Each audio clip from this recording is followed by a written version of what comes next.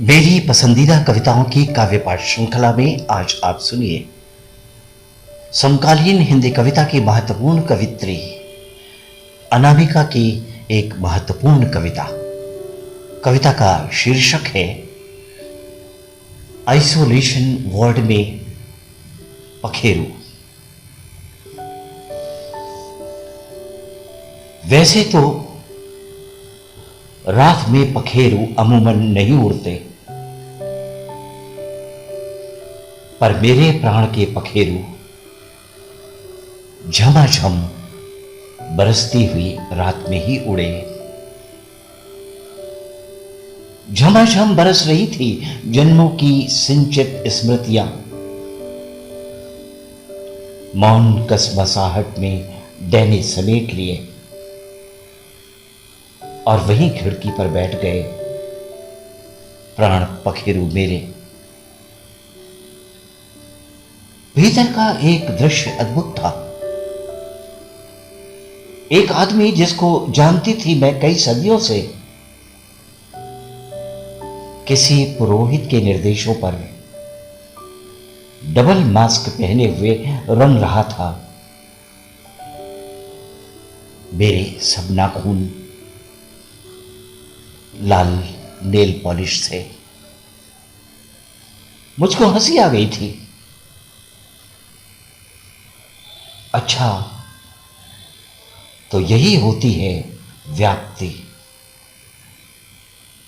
सूली ऊपर सेज पिया की। दूसरा दृश्य जरा मारक था। पीपीटी किट के भीतर ही फफकते हुए दोनों बच्चे देख रहे थे सूनी आंखों से। निष्प्राण देह की कलाई उस पर बहुत मान से बांधी उनकी ही लाई घड़ी अपनी ही चाल में चली जा रही थी।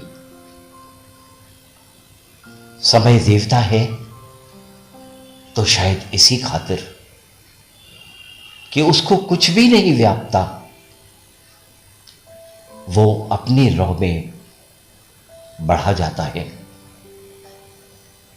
इस महाप्राण देश में वैसे हर महाभाव देवता है।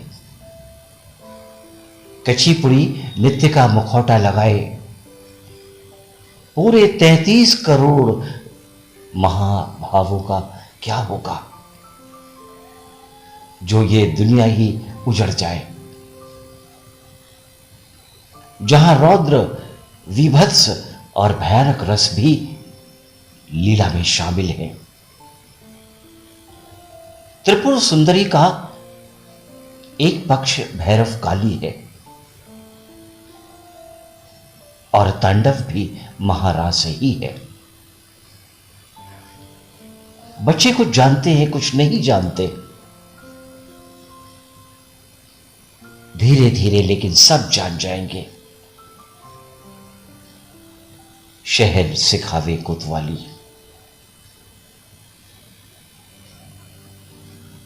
रहना नहीं देश बिराना है कहते हुए जो ये मुड़ेंगे कहीं और की खातिर, तो ये समझते हुए उलटबाजियों का यह अजब देश।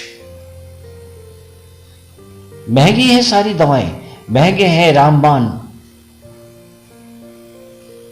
और जान तो सस्ती है। By one get one free. खिड़की पर बैठे हुए प्राण पखेरु मेरे सोच सोचकर ये विकल हैं कि इस बार तो खाली हाथ ही चले जाएंगे मेरे बच्चे। लाख चाहकर भी नहीं छान पाऊंगी उनके लिए अब कभी गुजिया, खजूर, नमक पाड़े और शक्कर पाड़े जो वो ले जाने में कितने नखरे करते थे। लेकिन फिर फोन लगाकर कहते थे सब कुछ गजब बना है मां। दोस्तों ने मजे से खाया मिलकर, कुछ गुजिये बचा भी लिए। देर रात पढ़ते हुए अगर भूख लगे तो बहुत काम आते हैं ये।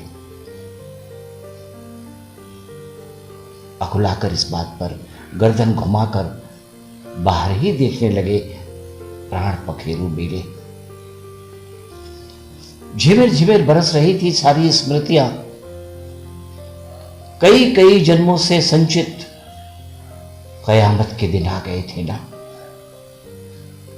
दूर वहां खड़े पापा, वही ओवरकोट पहने हुए जिसमें छुपाकर मुझे मेरी जिद पर तेज ज्वर में मां से नजरें बचाकर आंधी दिखाने वो ले गए थे बाहर।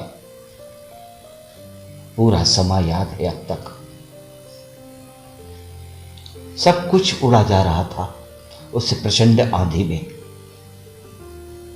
सारे संताप, भय सारे, जो शब्द मैंने उचारे थे या भीतर धारे थे, सूखे पत्तों जैसे उड़े जा रहे थे अनंत की तरफ कि अचानक बरस गया पानी हहर कर।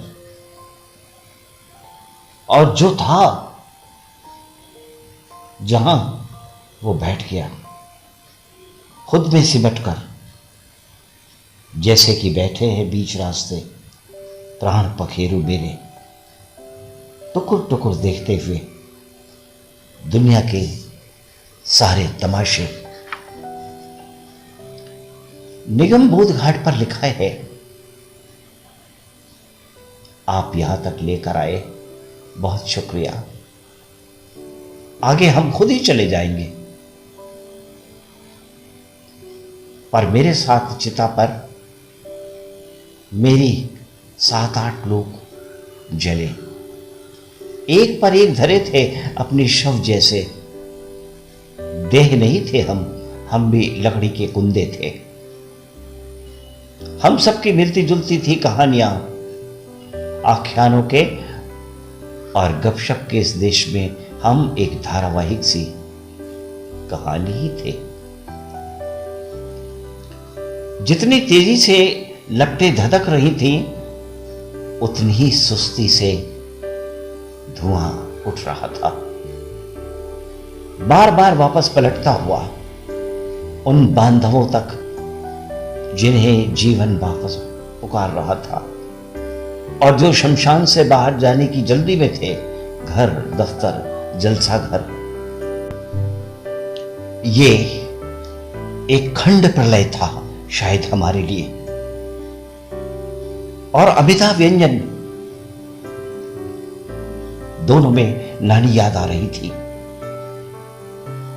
नानी जो कहती थी कि प्रलय के बाद की पहली सुबह जो होती है, उसमें धुएं की साड़ी पहने हुई आती है माता धूमावती और वही चुनती है आंचल में जलने से बची रह गई हड्डियां, यानी फूल चिता के। आकाश गंगा में जो बह रहे हैं, कुछ तो सितारे हैं, कुछ फास्फोरस के वही फूल हैं और थोड़ी सी स्मृतियां हैं। मरघट बैराग्य की घड़ी जो लोगों के चित्त में कुछ देर भबक कर चले। आकाश गंगा में जो बह रहे हैं, कुछ तो सितारे हैं, कुछ फास्फोरस के वही फूल हैं और थोड़ी सी स्मृतियां हैं। मरघट बैराग्य की घड़ी जो लोगों के चित्त में कुछ देर तो भबक कर चले, कुछ देर तो भबक कर जले।